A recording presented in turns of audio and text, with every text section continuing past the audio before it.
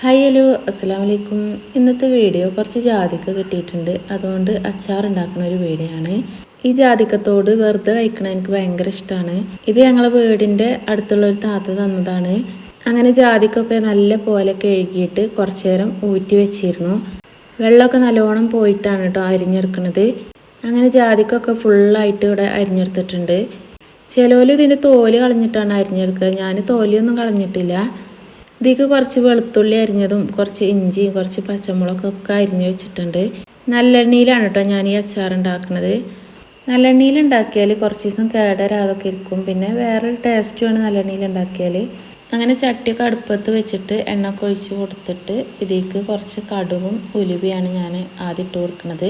ഞാൻ ഈ അച്ചാർ പെട്ടെന്ന് സിമ്പിളായിട്ടാണ് കേട്ടോ ഉണ്ടാക്കുന്നത്. ശരിക്കും കടുകും ഉലുവയൊക്കെ പൊടിച്ചൊക്കെ ഇട്ട് കൊടുത്താലൊക്കെ മതി. ഞാൻ അതിനൊന്നും നിൽക്കണില്ല.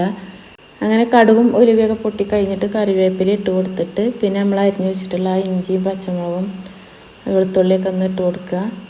ഇതൊന്ന് വാടിക്കഴിഞ്ഞിട്ട് അച്ചാറും പൊടി ഇട്ട് കൊടുക്കുന്നുണ്ട്.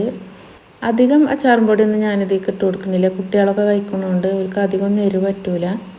പിന്നെ ഉപ്പ് ഇട്ട് കൊടുത്തിട്ട് ഈ ജാതിക്ക ഫുള്ളായിട്ടൊന്ന് ഇട്ട് കൊടുത്തിട്ട് നല്ല പോലെ ഒന്ന് വാട്ടിയിട്ടാണ് സുർക്ക ഒഴിച്ച് കൊടുക്കുന്നത്. അതുപോലെ തന്നെ ഇത് നല്ലപോലെ ഒന്ന് തിളപ്പിച്ചും കൂടി എടുക്കുന്നുണ്ട്. ഈ സുർക്കയിൽ ജാതിക്ക ഇട്ടിട്ട് നല്ലപോലെ ഒന്ന് തിളപ്പിച്ചെടുക്കുന്നുണ്ട്. പിന്നെ അത് മാറ്റി വെച്ചേക്കേനു. പിറ്റേന്ന് ഞാൻ ചൂടൊക്കെ ആറി കഴിഞ്ഞിട്ടാണ് ഇത് കുപ്പിയിലാക്കണത്. അപ്പോൾ ഇത്രയൊക്കെ തന്നെ ഉള്ളൂ കേട്ടോ ഈ ഒരു വീഡിയോ കണ്ടിട്ട് ഇഷ്ടപ്പെട്ടാൽ ലൈക്കും സബ്സ്ക്രൈബും ചെയ്യാൻ മറക്കല്ലേ. തൊട്ടടുത്ത് കാണുന്ന ബെല്ലൈക്കൺ കൂടി എനേബിൾ ചെയ്യാം.